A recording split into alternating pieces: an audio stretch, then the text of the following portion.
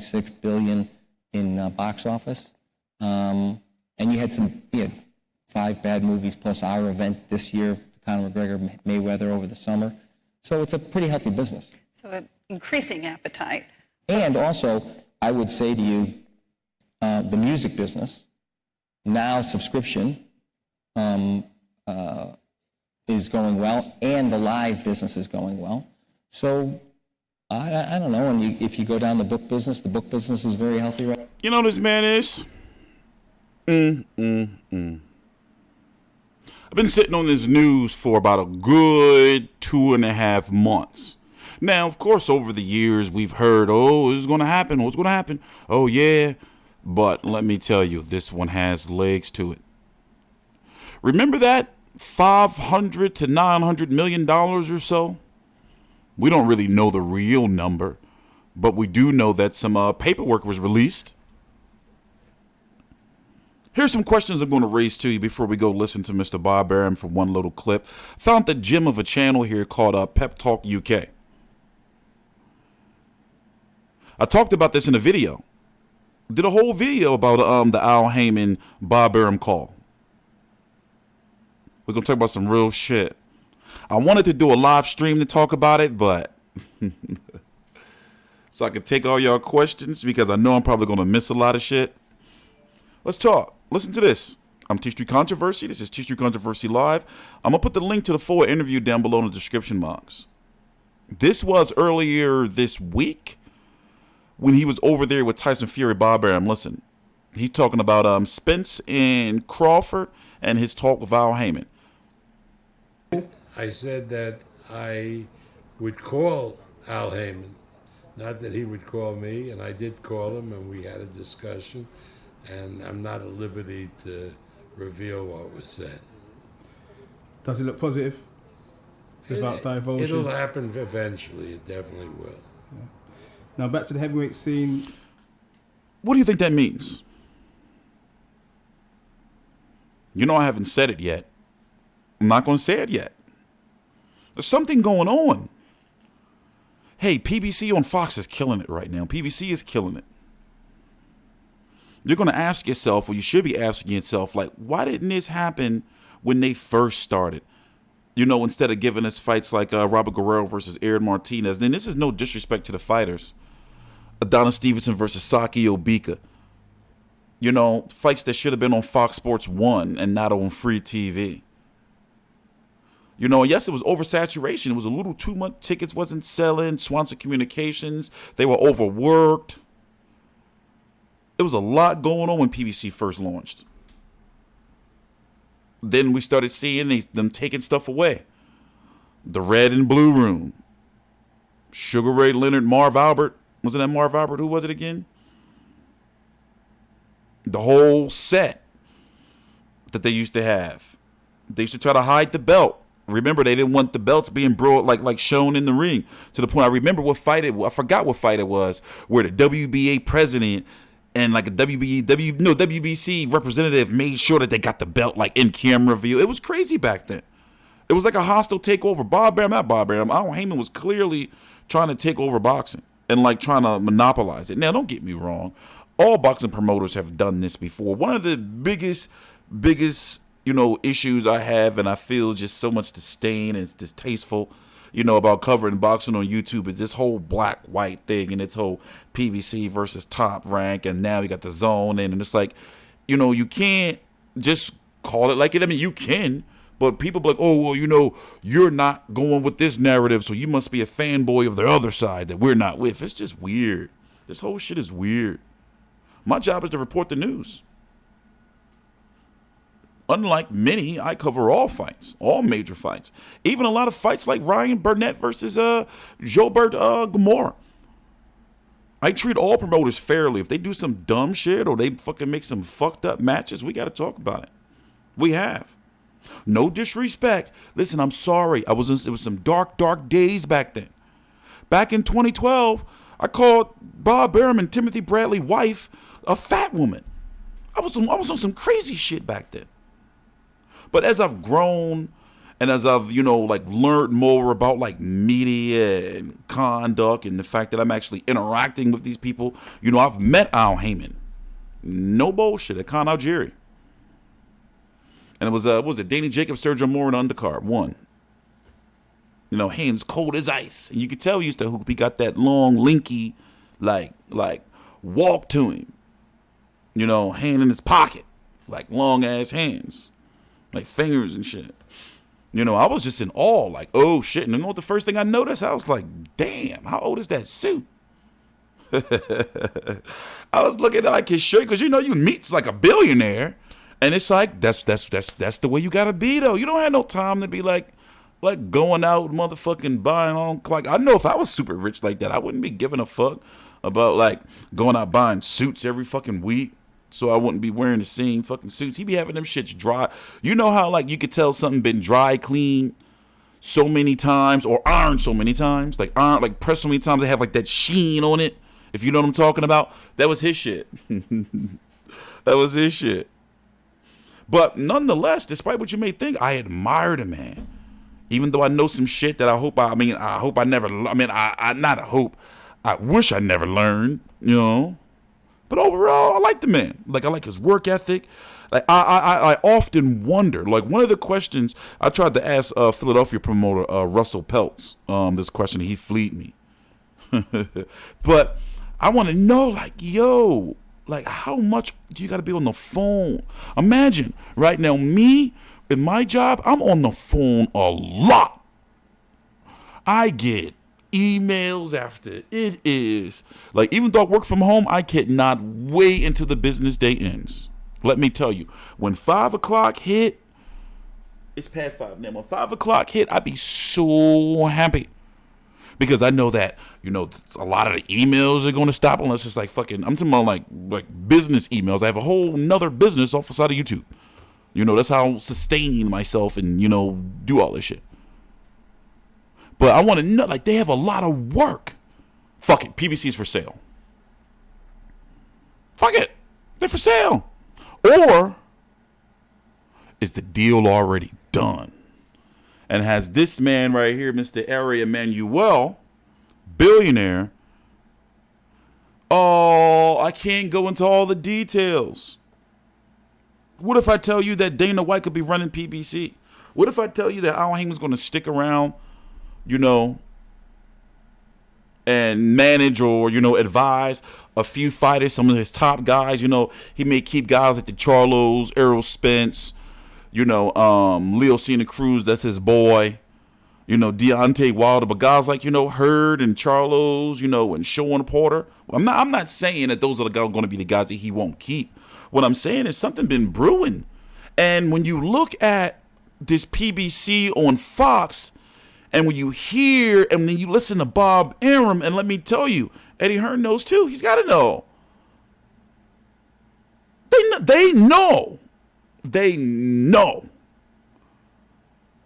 But is there some language somewhere that, from my understanding, or now remember, we don't know the motherfucking shit. I'm just telling y'all the motherfucking don't shoot the messenger.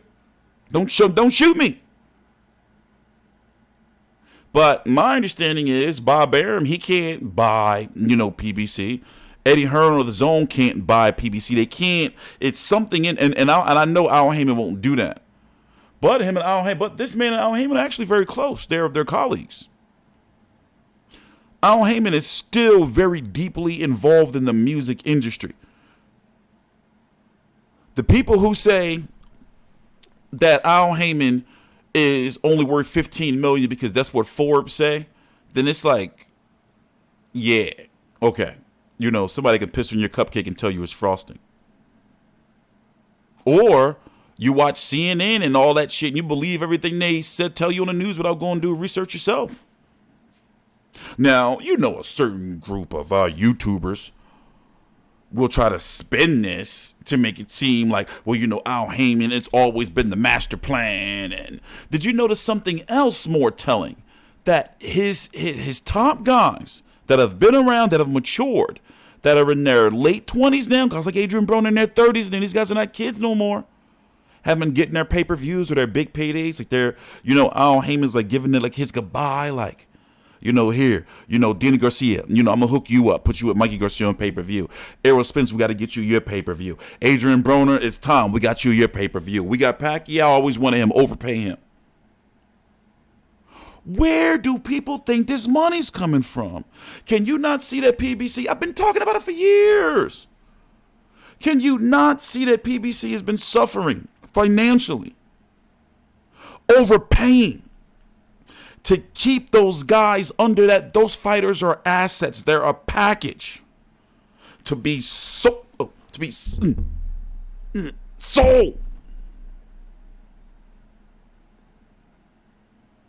That's likely why they can't go somewhere to the zone for a fight or two, for one fight.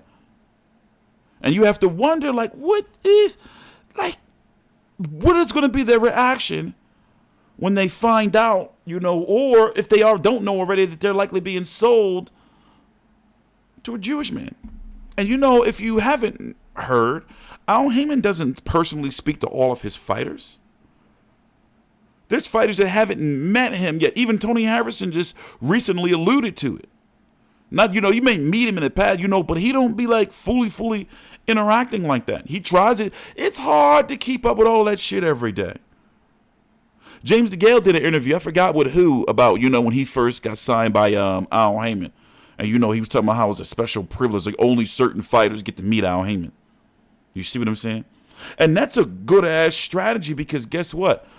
If it is true, which I'm hearing it's done, then he can just fade off into oblivion.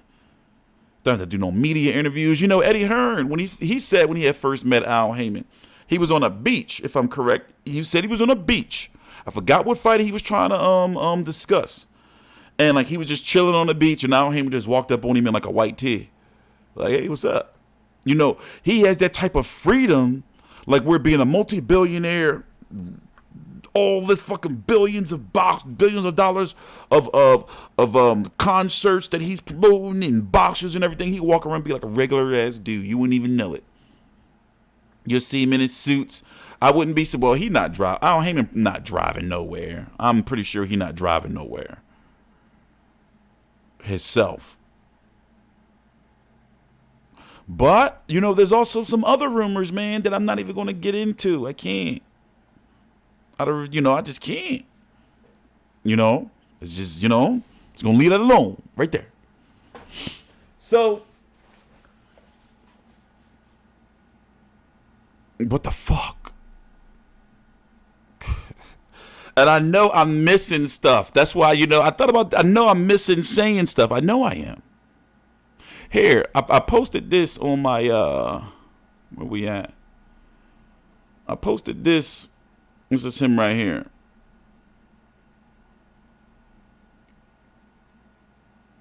It's crazy. What if can you imagine Dana White running PBC?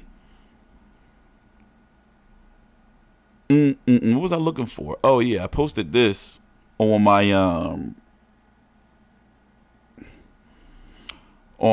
YouTube.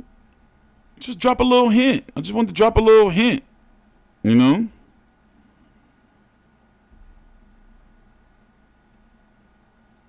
Damn.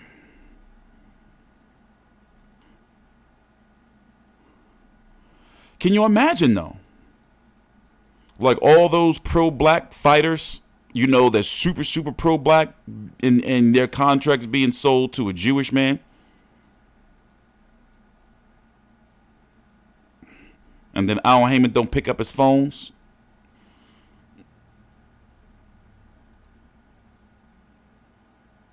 That's business, though. And to be honest with you, a lot of the fighters, man, they, listen, he took care of his fighters. You can't doubt that. But the long-term repercussions are here. They are here. That Waddle and Reed shit didn't go away. Do you think that Spence versus Garcia was a success? Oh, wait, because certain fucking YouTubers, go do some math. Go look some shit up.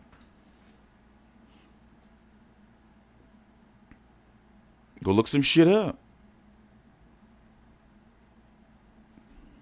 You know, Spence got what, about 8 million? He was overpaid, you know, whatever, 8 million or so, whatever.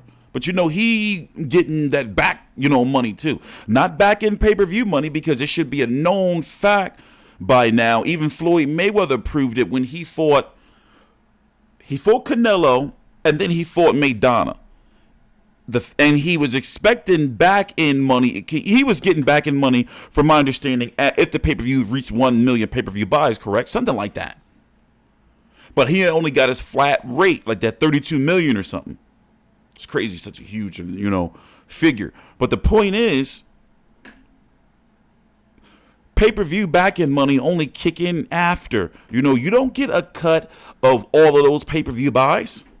It don't work like that. Fox has got to get some money. Like, listen, it don't work. None of it doesn't work like that.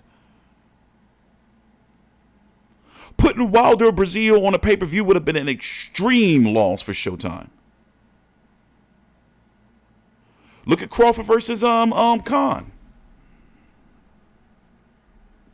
They got a lot of that UK money, but see, it's so much. I just want you people to wake up.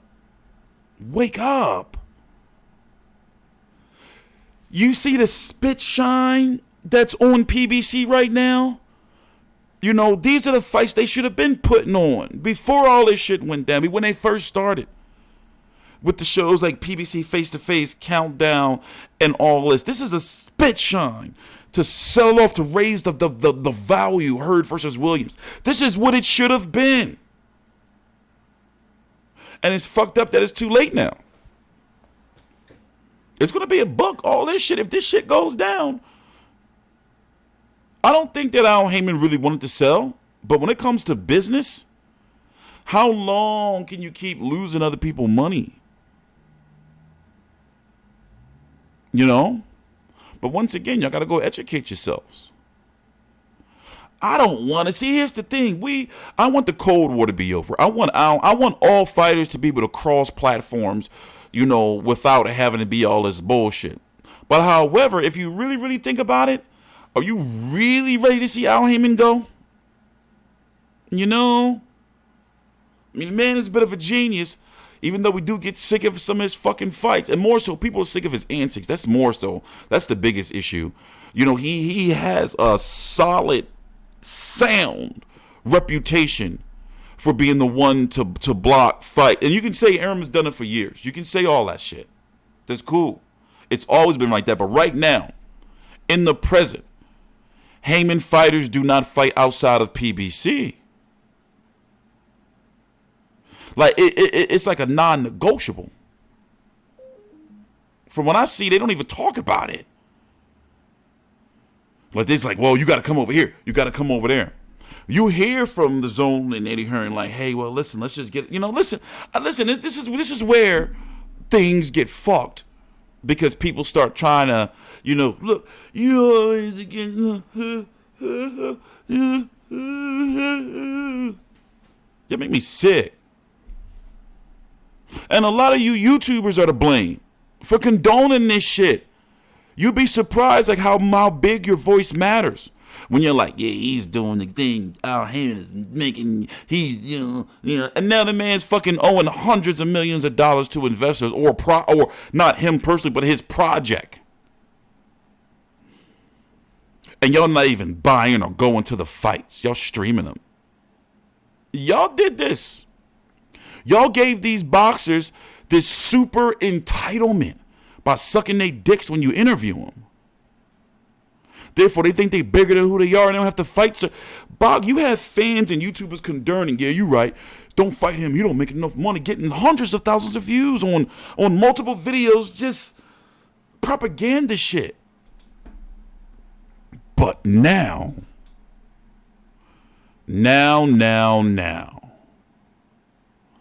What are they going to say